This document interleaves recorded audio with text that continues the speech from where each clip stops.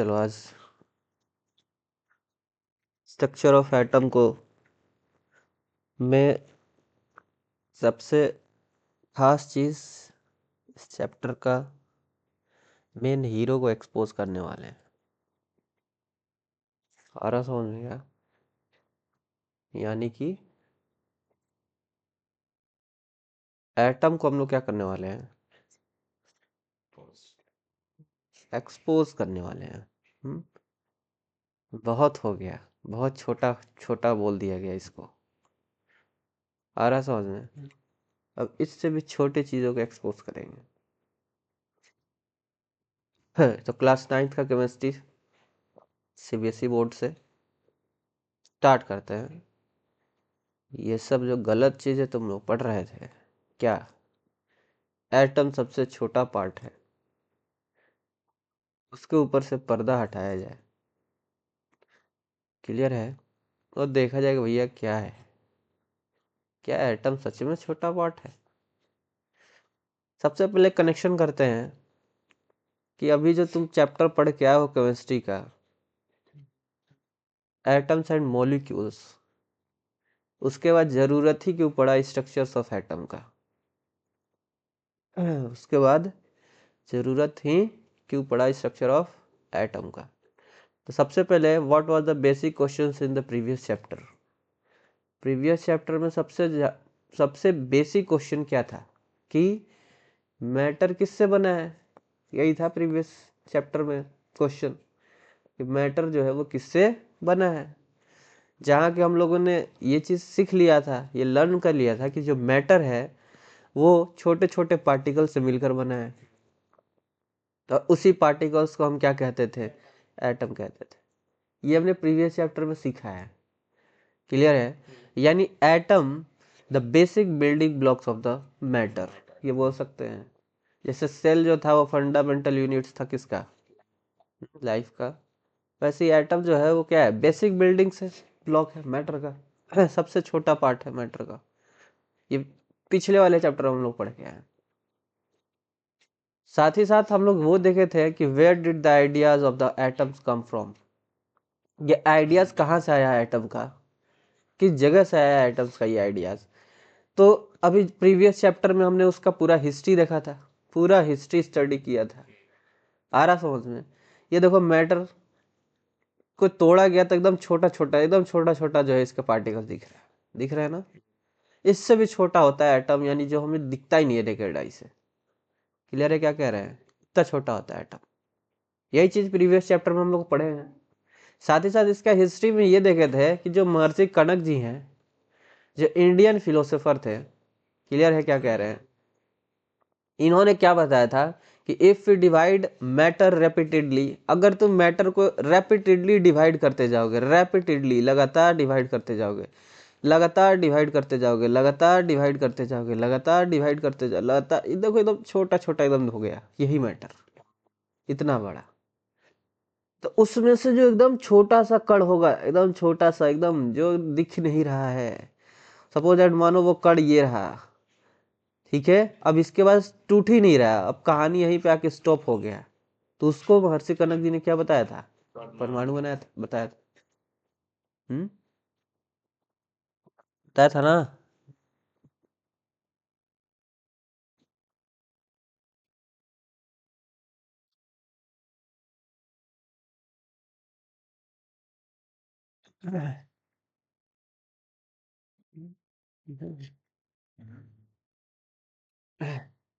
समझे? आगे बढ़ते हैं।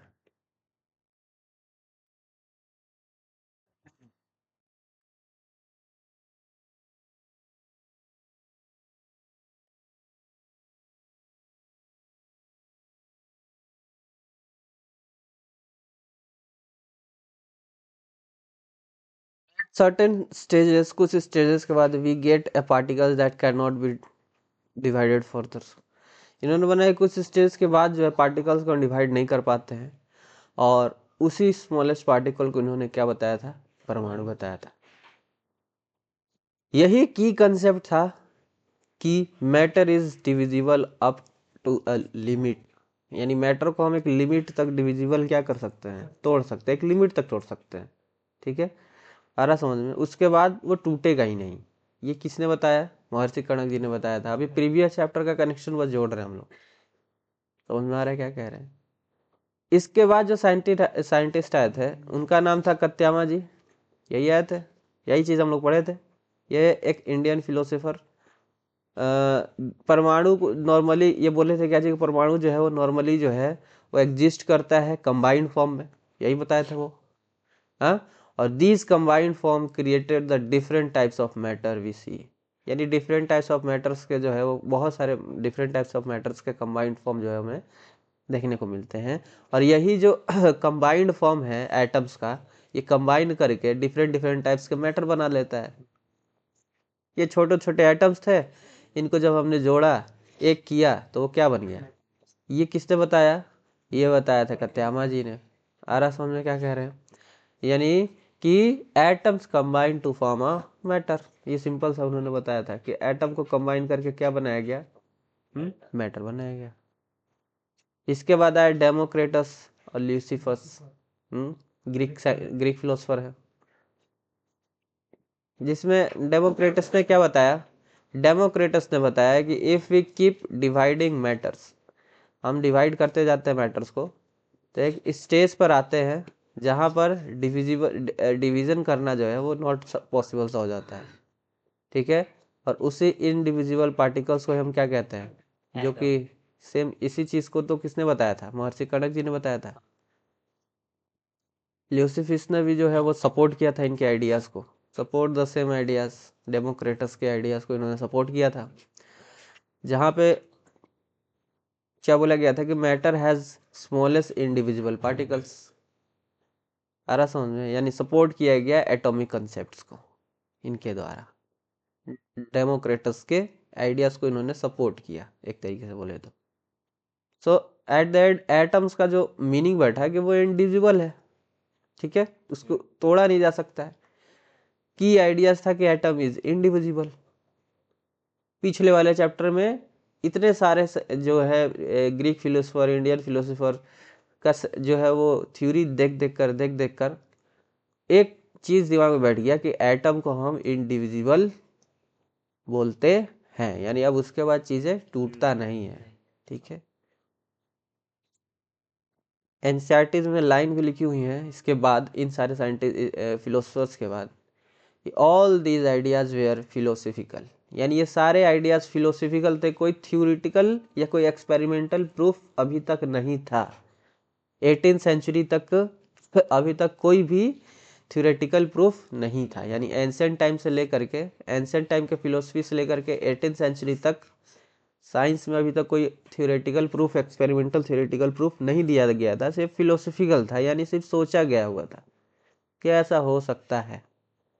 क्लियर है? कोई एक्सपेरिमेंटल प्रूफ नहीं था। उसके बाद आते हैं हमारे एंटियोनी जी। क्लियर है? और ये जो है वो कुछ फंडामेंटल केमिकल साइंस के लॉ देते हैं। ठीक है, जिसको बोला गया law of conservation of mass. Clear है? इन्होंने बताया कि मास can neither be created nor be destroyed. यानी रिएक्टेंट का साइज जितना होगा उतना ही प्रोडक्ट के साइड भी बन करके नया चीज मिलेगा, ये इन्होंने बताया था। ठीक है, और ये जो है आपका एक्सपेरिमेंट करके बताया गया। उसके बाद जोसेफ प्रॉस्ट आए थे, इन्होंने जो है वो लॉ ऑफ कांस्टेंट प्रोपोर्शन दिया था। क्लियर है? इसमें बताया गया था कि जो कंपाउंड है उसमें जो एलिमेंट्स का प्रेजेंट है वो एक फिक्स्ड रेशियो में होता है बाई मास। जैसे वाटर का हम लोग देखे थे 1:8 के रेशियो में। आ रहा समझ में? रेशियो बाई मास था कि नहीं था?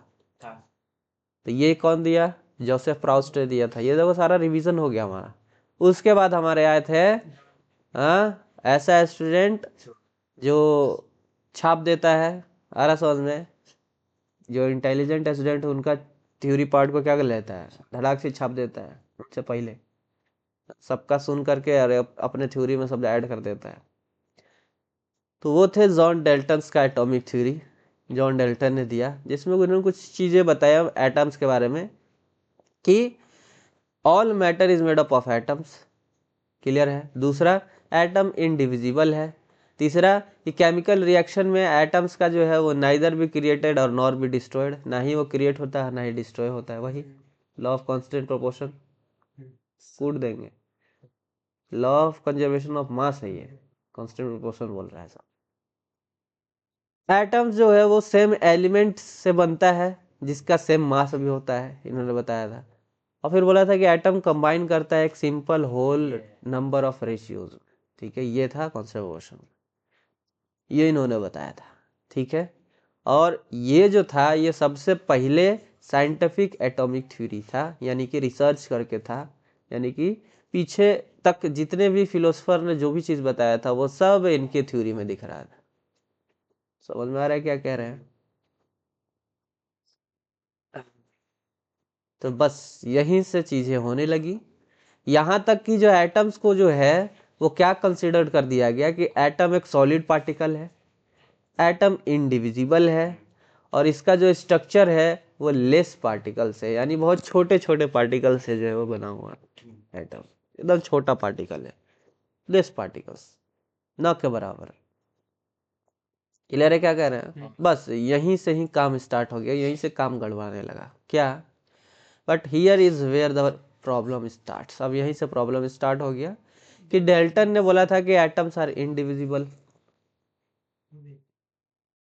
एटम्स आर इंडिविजिबल, लेकिन इंतजार करो, वो घड़ियां आने वाली हैं जब हम इस एटम को तोड़ करके इनके अंदर से हम कुछ चीजें निकालने वाले हैं।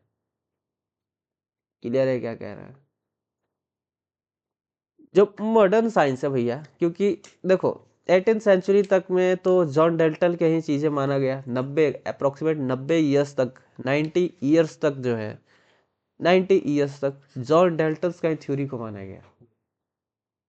क्लियर है क्या कह रहे हैं?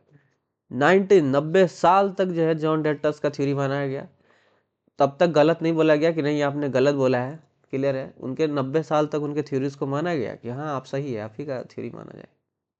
लेकिन फर्दर भाई ऐसा तो नहीं है कि एक बार रिसर्च खत्म हो गया उसके बाद डिस्कवरी आज होगा ही नहीं उस चीज़ के बारे में।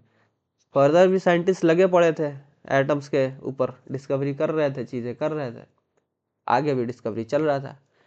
तो जो धीरे धीरे डिस्कवरी होता गया, लेटर डिस्कवरीज के बाद पता चला कि अरे भैया एटम्स के पास भी कुछ पार्टिकल्स होते हैं उसके अंदर, यानी एटम्स को भी तोड़ा जा सकता है।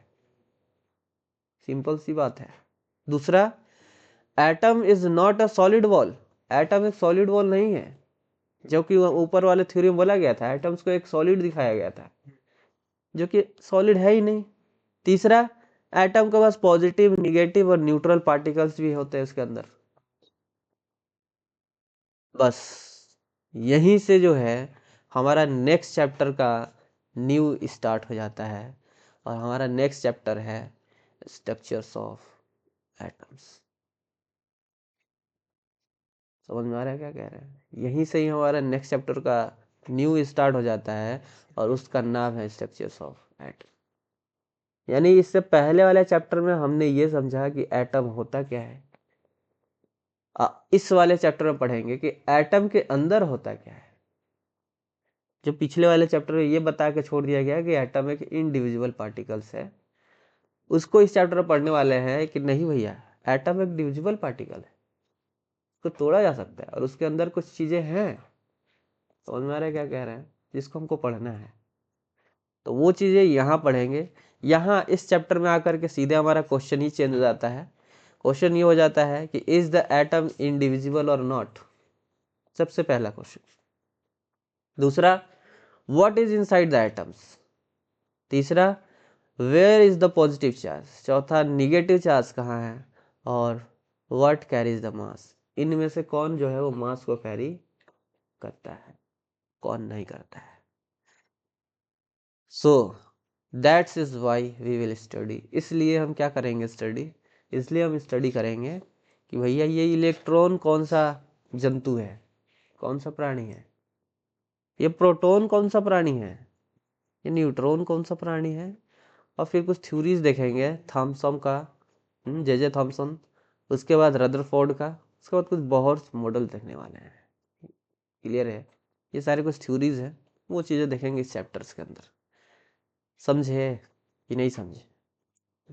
यही है हमारा एटम। ऐसे गोल कर देंगे एटम हो जाएगा। आगे चल के फर्दर जब बड़े क्लास हो जाओगे तो तुम ये भी पढ़ोगे कि एटम का जो शेप तुम स्फेरिकल स्फेरिकल देखते हो, स्फेरिकल है ही नहीं। समझ में क्या करें? नहीं है ही नहीं, एटम्स का कोई शेप ही नहीं है। समझ में आ रहा? फर्दर जब 11th 12th में पढ़ोगे केमिस्ट्री इसको, तो वहाँ तुम्हें समझ में आएगा।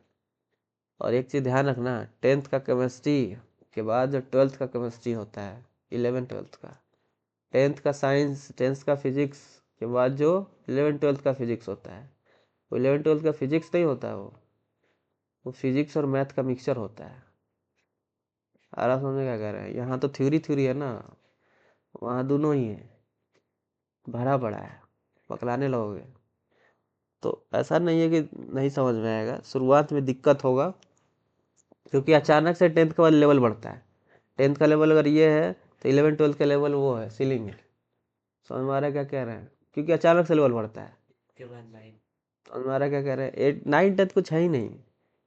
जब 11th 12th का तुम देखोगे ना, सिलेबस देखोगे, उसके बाद अंदर की चीज़ें देखोगे, कंसेप्ट देखोगे, लेवल एकदम हाई हो जाता है अचानक से। क्लियर है क्या कह रहे हैं? अचानक से लेवल हाई होगा तुम्हारा। साइंस में भी तुमको लगेगा कि थ्योरी नहीं, साइंस पढ़ ही नहीं रहे, मैथ पढ़ रहे हैं। कैलकुलेशनें बन रहा है, धड़ाधड़ चीज़ें चल रही हैं, वेरिएबल वेरिएबल लगा पड़ा है, लेमडा थीटा पता नहीं कहाँ उसमें घुसा पड़ा है।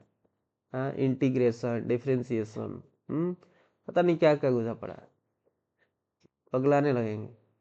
तो शुरुआत में दिक्कत होगा, लेकिन फिर धीरे धीरे धीरे धीरे धीरे धीरे हैबिट बन जाएगा। समझ में आ रहा है? तो घबराना नहीं है 11th 12th में जा करके सब्जेक्ट को देख के। शुरुआत में सबको दिक्कत होता है, लेकिन छोड़ना नहीं है। छोड़ दोगे अगर 11 को अगर बर्बाद कर दोगे तो फिर मामूली सी बात है 12th एकदम बर्बाद हो जाएगा, क्योंकि 11th के न्यू पे 12th टीका है। ठीक है, हर कंपटीशन में 11th से ही क्वेश्चन आते हैं, क्योंकि जितना मेन चैप्टर है सारा 11th में भर दिया गया है। जितना मेन चैप्टर सारा 11th भर दिया गया है, आ रहा समझ में? यानी जितने हार्ड चैप्टर है सारे 11th में भर दिए गए हैं, ताकि 11th में भर दिया जाए, ताकि 12th में बच्चे फेल ना हो, कि हार्ड चैप्टर पूछेंगे ही नहीं। और ईजी चैप्टर को डाल दिया गया कहाँ? 12th में। समझ में आ रहा है क्या कह रहे हैं? ताकि इजी रहेगा, बच्चों को पढ़ने में आसान रहेगा, एग्जाम में जाएंगे आसानी से चीज़ें करेंगे। ऐसा नहीं कि सारा 12th में इजी इजी चैप्टर है, कुछ चीज़ें हार्ड है, लेकिन जितना 11th में चीज़ें हार्ड है ना, उतना 12th में नहीं है। समझ आ रहा है क्या कह रहे हैं? 12th में उतना हार्ड नहीं है, तो घबराना नहीं है। चलो आगे बढ़ते हैं। तो ये चीज़ समझ में आ गया, स्ट्रक्चर्स ऑफ एटम्स का न्यू कैसे स्टार्ट हुआ, पीछे सारा रिवीजन करके। अब स्टार्ट करते हैं कि existence of charge particle in atoms के अंदर, ये जो चार्ज पार्टिकल का एग्जिस्टेंस है वो हमारे साइंटिस्ट को कैसे पता चला। क्लियर है क्या कह रहे हैं? सबसे पहला प्रॉब्लम ये आ गया हमारे साइंटिस्ट के ऊपर कि what was the problem facing the scientist. Scientist क्या प्रॉब्लम फेस कर रहे थे? प्रॉब्लम ये फेस कर रहे थे कि भैया जब वो कंघी से अपने ड्राइड हेयर्स के अंदर वैसे वैसे रब कर रहे थे, उसके बाद वो कुछ पेपर के टुकड़े के पास ले जा रहे थे, तो पेपर का टुकड़ा जो है इस कंघी से अट्रैक्ट हो जा रहा था। जब एक बैलून के अंदर हवा भर करके अपने हेयर है, ड्राई हेयर्स, वेट वाले गीले हेयर में नहीं, ड्राई हेयर्स में जो है रब करके, और जब दीवार पे ले जाके ऐसे रख रहे हैं तो चिपक जा रहा है।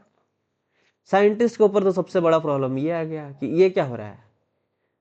हाँ, अब ये जो मैटर्स हैं, ये सब तो मैटर्स हैं, ये तो मान रहा है साइंटिस्ट, मान रहा है भैया मैटर है, लेकिन भैया ये कोई मेटल तो है नहीं कि मैग्नेटिक इफेक्ट लग रहा हो कि चिपक जा रहा है। ये तो मेटल है ही नहीं, ये तो प्लास्टिक की चीजें हैं। एक ग्लास रड है, ग्लास का रड है, ये मत समझना लोहा है, ग्लास है, शीशा है, एक ऐसा रड है, उसको सिल्क से जो है, सिल्क कपड़े से जो है वो क्या किया जा रहा है, रब किया जा रहा है। उसके बाद देखा गया कि भैया ये भी चार्ज हो गया, इसके अंदर भी चार्ज आ गया, ये भी अट्रैक्ट कर ले रहा है चीजों को, पेपर के टुकड़ों को और भी चीजों को। ये क्या हो रहा है? यानी कि सबसे बड़ा साइंटिस्ट के ऊपर एक क्वेश्चन आया कि where does this electric charge come from. आखिर इन प्लास्टिक वाले पदार्थ के अंदर ये इलेक्ट्रिक चार्ज आ कहाँ से रहा है? समझ में आ रहा है क्या कह रहे हैं? सबसे बड़ा प्रॉब्लम उनको ये फेस करना पड़ा, क्योंकि उस समय तक चार्ज के बारे में तो पता था। 18th सेंचुरी के बाद तो इतना तो साइंटिस्ट ने खोज दिया था कि हाँ चार्ज पार्टिकल कुछ होता है, लेकिन उस समय तक उनको ये भी पता था कि भैया एटम से छोटा कुछ है ही नहीं, क्योंकि जॉन डाल्टन का ही थ्योरी जिंदाबाद था।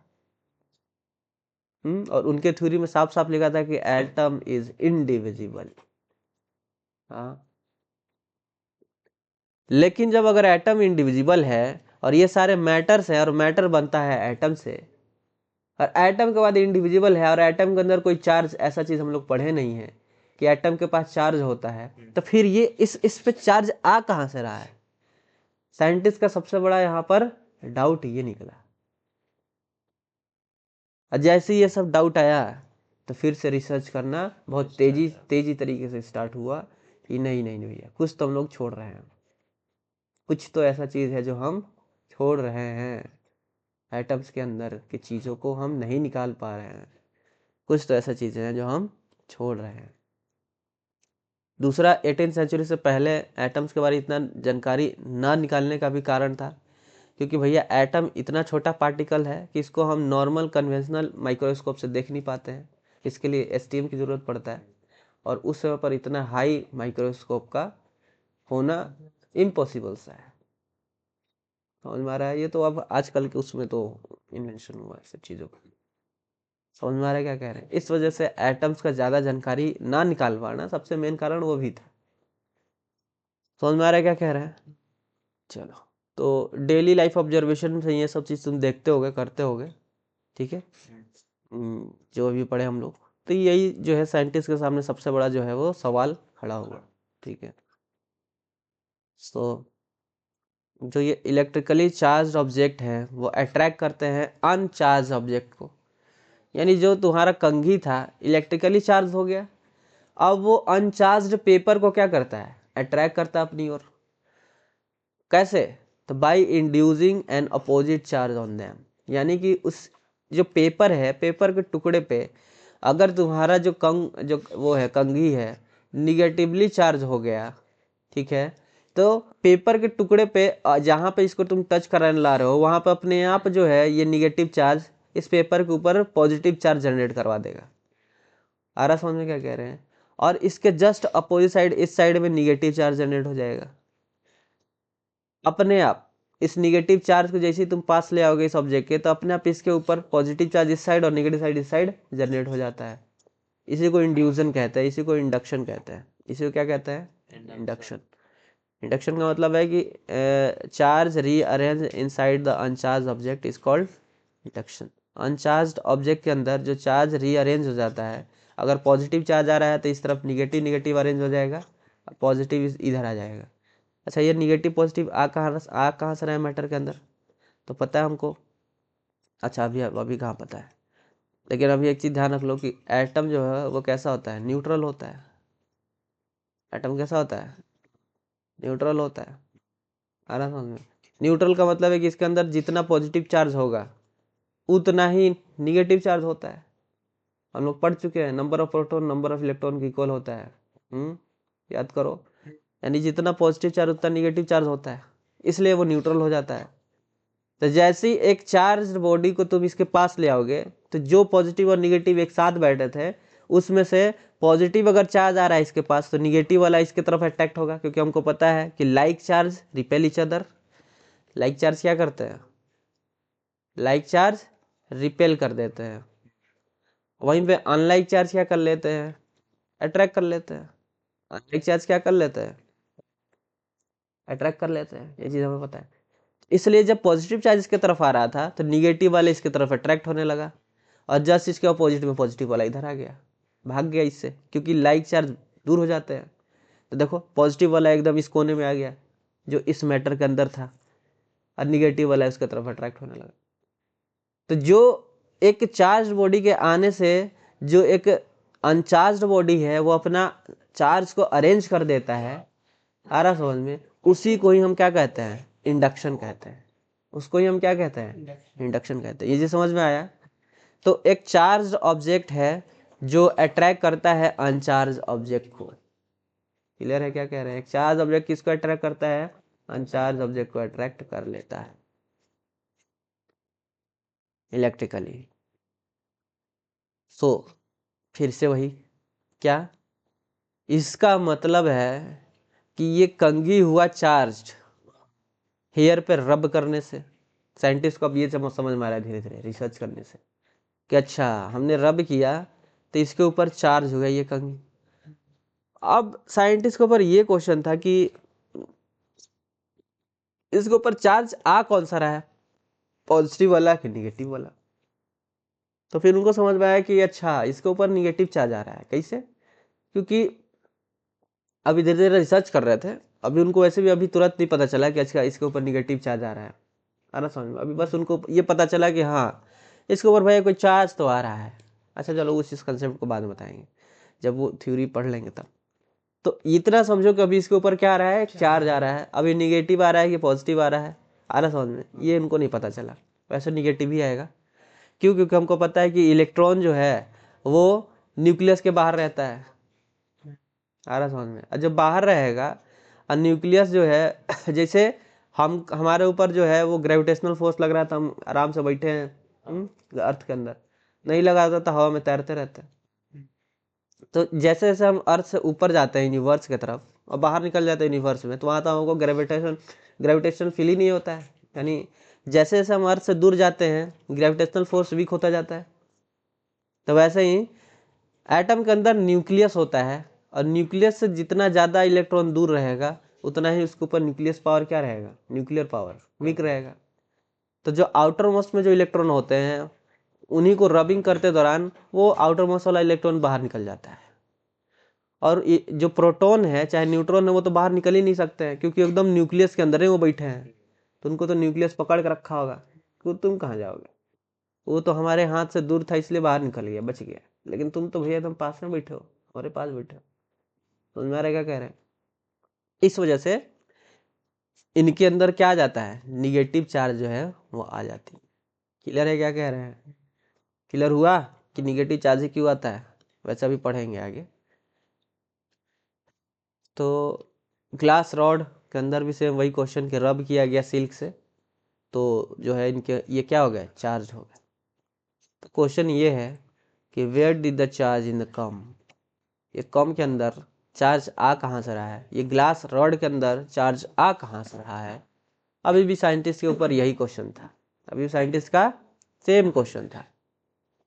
तो बस यहीं से स्टार्ट होता है कंसेप्ट, एटॉमिक कंसेप्ट। यहीं से कंसेप्ट स्टार्ट होता है किसका, एटॉमिक कंसेप्ट। और इनमें एक चीज पता चला क्या, कि जो कंघी है वो एक मैटर है, जो ग्लास रड है वो भी एक मैटर है। यानी तुम आंख बंद करके तुम जिसका नाम ले लो वो सब मैटर है। तुम आंख बंद करके तुम कुछ जिसका नाम लोगे वो मैटर ही है। सिंपल सी बात है। तो ये कंघी भी होगा, साइंटिस्ट को तुरंत आया ध्यान में, अच्छा हाँ भैया ये तो मैटर है, अच्छा हाँ ये भी तो मैटर है। मैटर बनते हैं किससे, एटम से। अब देखो कैसे कनेक्शन जुड़ा, यानी एट द एंड आया कहाँ साइंटिस्ट, एटम के ऊपर ही आया। बस यहीं से कहानी में चेंज आ गया। क्या चेंज आया कि भैया ये कंघी बना था इस मैटर से और ये मैटर बना है इस छोटे छोटे एटम से। आ रहा समझ में? इसका मतलब है कि कॉम जो है वो चार्ज हो रहा है। गेटवा बंद करोगे?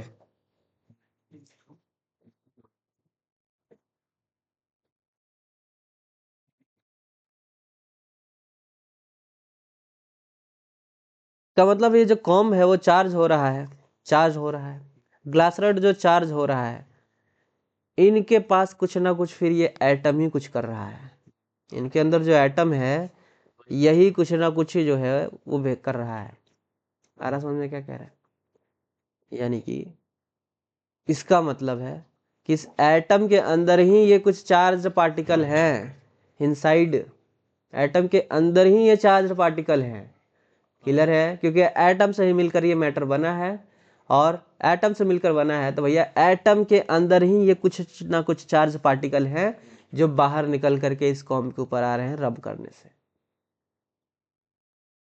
अब भैया एटम को तोड़ा जाए, जो ये ऊपर बहुत सारे साइंटिस्ट ने बोल के गया कि एटम इंडिविजुअल पार्टिकल है, नहीं नहीं, ये हो ही नहीं सकता है, क्योंकि एटम्स के अंदर से ये चार्ज आ रहे हैं, क्योंकि इसके ऊपर चार्ज आ कहाँ से रहा है?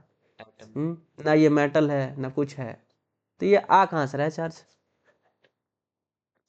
तो यहाँ से आया गोल्डन कंसेप्ट कि since matter is made up of atom, matter atom से मिलकर बना है, और मैटर जो है वो शो कर रहा है इलेक्ट्रिकल चार्ज। इसका मतलब है कि atoms must contain charge particle, यानी एटम जो है वो एकदम पक्का है कि चार्ज पार्टिकल को इसने अपने अंदर कंटेन किया है, रखा है। समझ में आ रहा है क्या कह रहे हैं? तो charge does not come from outside, charge जो है वो बाहर से नहीं आ रहा है, वो भैया अंदर ही छुपा है एटम के अंदर। अब एटम को तोड़ो और देखो क्या है। समझ में आ रहा है क्या कह रहे हैं? तो अब यहाँ से बना कंसेप्ट इस चैप्टर में कि why was the atom called divisible, क्यों बोला गया एटम को डिविजिबल, क्यों बोला गया एटम को इस चैप्टर के अंदर डिविजिबल? क्योंकि जॉन डाल्टन ने ये बोल के गया था कि एटम इज इनडिविजिबल, एटम एक सॉलिड पार्टिकल है, यही सब बोल के गए थे। लेकिन ये सब धारा का धारा रह गया, यहाँ पर ये धीरे धीरे इनका सारा कंसेप्ट जो है वो ख़त्म होता गया, क्योंकि फर्दर डिस्कवरी के बाद ये पता चला कि एटम्स भी अपने अंदर कुछ चार्ज पार्टिकल को कंटेन करता है, जिसको इसका मतलब है कि एटम के अंदर इंटरनल स्ट्रक्चर भी होता है। बस यहीं से बन गया कंसेप्ट स्ट्रक्चर्स ऑफ एटम। समझ में आ रहा है क्या कह रहे हैं? और ये चीज बताया गया कि atom is a divisible particles, atom को भी तोड़ा जा सकता है। क्लियर हुआ? तो अब यहां से तीन बिग कंक्लूजन सामने आया। क्या? कि atom is not the smallest particle, atom सबसे छोटा पार्टिकल नहीं, सबसे बड़ा कंसेप्ट तो यही है। यानी एटम अपने अंदर स्मॉलेस्ट पार्टिकल को इनसाइड कंटेन करके रखता है। Atom contains charge particle, positive हो गया नेगेटिव हो गया, ऐसे चार्ज पार्टिकल को वो कंटेन करके रखता है। और फिर थर्ड है कि atom has internal structure, atom का खुद का इंटरनल स्ट्रक्चर है, उसका जो बॉल की तरह बताया गया पिछले चैप्टर में, वो बॉल नहीं बल्कि उसके अंदर हॉलो बॉल नहीं बल्कि उसके अंदर कुछ ना कुछ स्ट्रक्चर है। ये तीन मेन कंसेप्ट निकल के सामने। बस यहीं से वो स्पार्क्ड हुआ आइडिया, चिंगारी यहीं से लगी, और यहीं से इलेक्ट्रॉन का डिस्कवरी सबसे पहले सामने आता है। चिंगारी यहीं से लगी और यहीं से ही इलेक्ट्रॉन का डिस्कवरी सामने आता है। कैथोड रे एक्सपेरिमेंट के जरिए इलेक्ट्रॉन का डिस्कवरी होता है, इलेक्ट्रॉन का डिस्कवरी होता है। फिर धीरे धीरे धीरे धीरे इनका ही चेला, जो कैथोड रे एक्सपेरिमेंट जिन्होंने किया था उनका ही चेला यानी उनका ही स्टूडेंट ने इलेक्ट्रॉन के बाद प्रोटॉन का डिस्कवरी कर दिया। यानी देखो, इमेजिन करो कि एक टीचर है जिससे स्टूडेंट पढ़ा, और पढ़ने के बाद ही एक नया चीज़ का डिस्कवरी कर दिया। उनके टीचर ने इलेक्ट्रॉन का डिस्कवरी किया तो उनका चेला ने प्रोटॉन का डिस्कवरी कर दिया। सोचो कितना ब्रिलियंट लड़का होगा, टीचर से सीखा और डिस्कवरी कर डाला। आ रहा समझ में? तो समझेंगे कि कैथोड रे एक्सपेरिमेंट से कैसे डिस्कवरी हुआ इलेक्ट्रॉन। कैथोड रे एक्सपेरिमेंट से जे थॉमसन। और फिर जो गोल्डस्टीन है, जो इनके चेला थे, वो कैसे भैया प्रोटॉन का डिस्कवरी कर दिए, स्टूडेंट थे जे थॉमसन। चलो स्टार्ट करते हैं। तो साइंटिस्ट का थॉट था, क्या था thought? If there are charged particle in the atom, अगर एटम के अंदर चार्ज पार्टिकल है उसको बंद करो, अंदर लाके उसको बंद करो।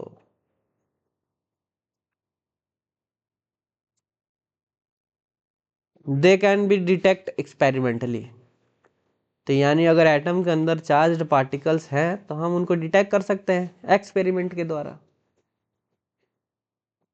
समझ में आ रहा है? तो अब धीरे धीरे धीरे धीरे धीरे धीरे ये सारे जो है वो क्या हो गए, स्टार्ट हुए डिस्कवरीज। धीरे धीरे धीरे धीरे ये सारे डिस्कवरीज स्टार्ट हुए।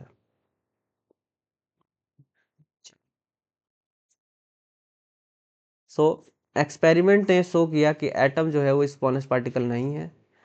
एटम जो है वो made up of smaller particle से मिलकर बना है, जिसको सब एटॉमिक पार्टिकल्स बोलते हैं। इलेक्ट्रिकली चार्ज्ड ऑब्जेक्ट जो है वो शो करते हैं कि चार्ज जो है must be originated from atoms. कि वो जो इलेक्ट्रिकली चार्ज है वो शो कर रहे हैं कि वो चार्ज कहाँ से आ रहा है, एटम से ही आ रहा है। तीसरा, since matter is made up of atom, इसलिए बोला गया कि मैटर जो है एटम से मिलकर बना है और एटम के अंदर कंटेन करता है चार्ज पार्टिकल।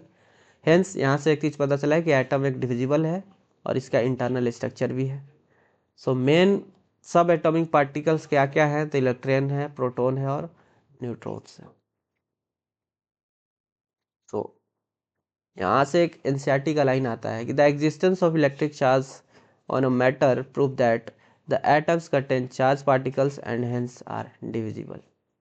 यानी कि जो एग्जिस्टेंस इलेक्ट्रिक चार्ज का मैटर के अंदर, वो ये चीज़ बता देता है कि मैटर एटम के अंदर जो है वो चार्ज पार्टिकल एग्जिस्ट करता है और फिर एटम को हम डिवाइड भी कर सकते हैं। समझ में आया? अब यहाँ से नींद के आगोश को खोलो, जिसको नींद लग रहा है। समझ में आ रहा है क्या कह रहे हो? और ना ही तो ऐसे कंसेप्ट उड़ेगा ना कि पूरा चैप्टर का धजिया बन जाएगा, क्योंकि अब जो है वो चैप्टर स्टार्ट हो रहा है धीरे धीरे। शुरुआत में ही अगर उड़ा, बीच में हुआ once more once more once more, तो ये टीचर वंस मोर करेगा नहीं, याद रखना। वंस मोर करने के लिए वीडियो रिकॉर्ड करके नहीं दिया जाता है। समझ में आ रहा है क्या कह रहे हैं? वंस मोर करने के लिए वीडियो रिकॉर्ड करके नहीं दिया जाता है। वंस मोर तुमको हजारों बार करवाना है, घर पे बैठ के वंस मोर करते रहो। टक टक टक टक टक टक टक टक। हाँ? तुम हजारों बार वंस मोर करो, क्लियर है? तो नींद के आगोश में अगर हो तो जग जाओ। साकेत का अगर हाथ खींच रहे हो तो बच जाओ। क्लियर है क्या कह रहे हैं? तुमको लगता है कि ध्यान कहीं नहीं है, ध्यान हर जगह है, बस इग्नोर किया जाता है। इसका मतलब ये नहीं कि टीचर को कुछ पता नहीं चल रहा है, क्या सारा चल रहा है उसके क्लास करने। समझ में आ रहा है क्या कह रहे हैं? ध्यान हर जगह होता है।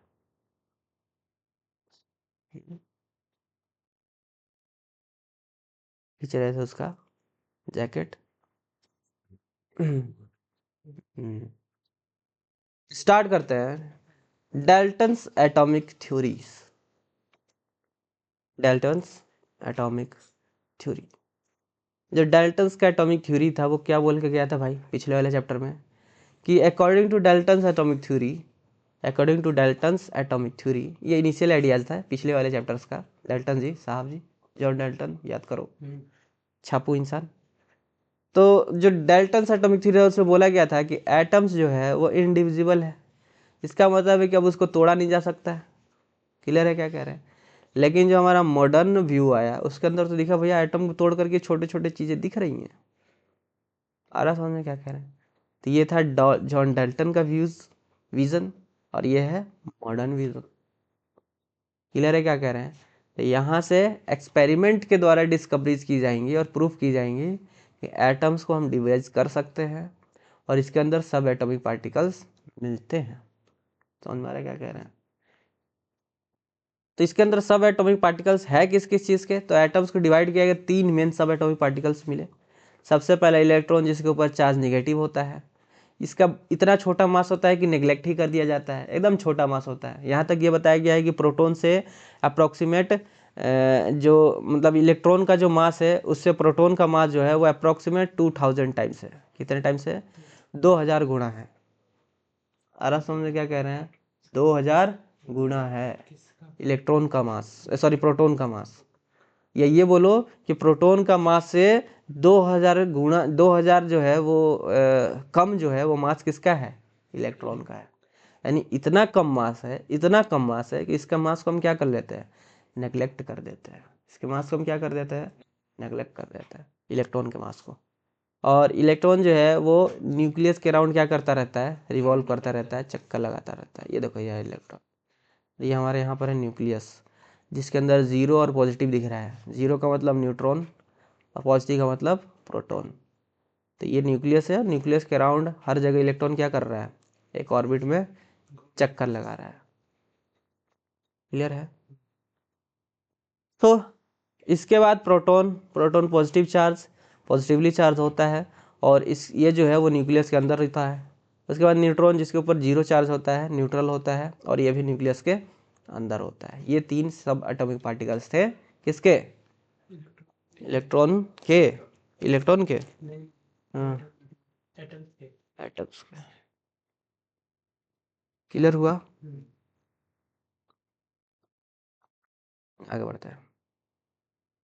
अब आता है सबसे पहले हैंडसम स्टूडेंट, मतलब हैंडसम टीचर का, हैंडसम टीचर का जो है सबसे पहले थ्योरी आता है, सबसे पहले डिस्कवरी आता है, जिनका नाम था जे थॉमसन। यही है जे थॉमसन, आ रहा समझ में। और इन्होंने ही जो है सबसे पहले डिस्कवरी किया नेगेटिवली चार्ज्ड पार्टिकल, जिसका नाम था इलेक्ट्रॉन। समझ में आ रहा है। यही है डिस्चार्ज ट्यूब। ये क्या है, डिस्चार्ज ट्यूब, ग्लास का होता है। क्लियर है, ट्रांसपेरेंट होता है, अंदर चीज़ें दिखती रहती है। ये है ग्लास ट्यूब। जैसे किस कोई ना कोई साल में क्या होता है, कोई ना कोई एरा में कोई खिलौना काफ़ी ज़्यादा फेमस हो जाता है। आ रहा समझ में। जैसे पिछले कुछ सालों में क्या हुआ था कि वो वाला जो लट्टू हुआ करता था, जिसको लड़ाया जाता था, काफ़ी फेमस था। छोटा छोटा सा से खींच के गन गन लड़ाया जाता था। तो कभी किसी किसी साल में कोई खिलौना काफ़ी ज़्यादा फेमस हो जाता है, काफ़ी चर्चित हो रहता है, चलता रहता है। तो तो इनके समय पर ये जो ग्लास डिस्चार्ज ट्यूब था, ये काफ़ी ज़्यादा फेमस था। तो साइंटिस्ट लोग इसी में ज़्यादातर एक्सपेरिमेंट किया करते थे। अरे समझ में क्या कह रहे हैं। इस ग्लास जार जो डिस्चार्ज ट्यूब है, इसी के अंदर वो क्या किया करते थे, अपना एक्सपेरिमेंट किया करते थे, क्योंकि काफ़ी फेमस था उस समय के टाइम पर। तो ये जो इलेक्ट्रॉन का डिस्कवरी ये कैसे किए, तो ये एक्सपेरिमेंट का डिस्कवरी किए थे cathode ray discharge tube experiment से। Cathode ray discharge tube experiment से। अच्छा, कैथोड एनोड ये चीज़ पढ़ा चुके हैं, आ रहा समझ में कि नहीं पढ़ा है। नहीं पढ़ा है, हमने पढ़ाया है कटायन और अनायन।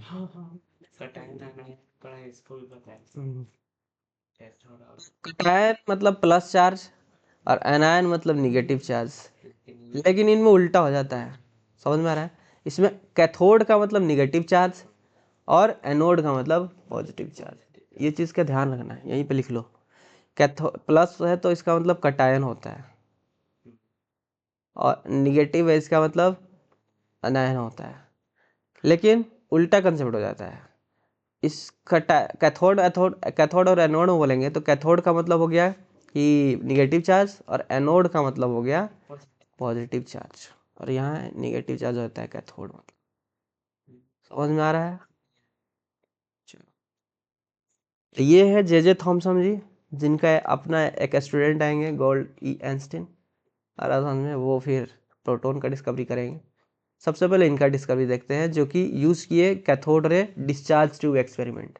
यानी ये रहा डिस्चार्ज ट्यूब, और इसी के अंदर कैथोड रेज को मूवमेंट करा करके, और ये किसका डिस्कवरी करेंगे, इलेक्ट्रॉन का डिस्कवरी करेंगे। इसलिए इनके एक्सपेरिमेंट का नाम बोला गया cathode ray discharge tube experiment. यानी ये रहा डिस्चार्ज ट्यूब, ये देखो सामने दिख रहा है, इसी को इसका नाम है डिस्चार्ज ट्यूब, जो ट्रांसपेरेंट होता है। और इसी के अंदर इन्होंने कैथोड रे को जो है वो मूव करा करके, और किसका इन्वेंट किया, इलेक्ट्रॉन का जो है वो डिस्कवरी किया।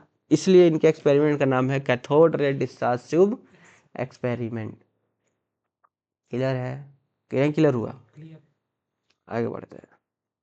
तो इनके एक्सपेरिमेंट को हम देखेंगे कल से, समझेंगे अच्छे तरीके से एक्सपेरिमेंट को, क्योंकि टाइम अपना हो चुका है, और बीच में स्टार्ट करके बीच में ख़त्म करने का कोई बात बनता नहीं है, क्योंकि फिर कल से फिर वहीं से स्टार्ट करना पड़ेगा, क्योंकि तुम लोग तो उतने इंटेलिजेंट हो नहीं। कि कल तक इसको अपने माइंड में स्टोर करके रखोगे। कल कल आने के बाद अगर हम भी वहीं से स्टार्ट करेंगे, समझ नहीं आ रहा है, काहे नहीं आ रहा है, रिविजन ही नहीं किया। इसलिए इस चीज़ को हम लोग करेंगे, इस चीज़ को करेंगे कल से, डिस्कवरी ऑफ इलेक्ट्रॉन। आज पूरा का पूरा हमारा चैप्टर बेस था कि भैया ये स्ट्रक्चर ऑफ एटम चैप्टर को हमको पढ़ना ही क्यों है, और तुम्हें अब अच्छे से समझ में आ गया होगा कि हमारा मेन क्वेश्चन कहाँ से कहाँ शिफ्ट हो गया, इस वजह से हमें क्यों स्ट्रक्चर्स ऑफ एटम को पढ़ना है, ये भी तुमको समझ में आ गया होगा। क्लियर है क्या कह रहे हैं हम? चलो, तो बस आज यहीं तक रखते हैं, ये चीज़ें कल समझेंगे अच्छे तरीके से, और चलो फिर मिलते हैं फिर कल। चलो।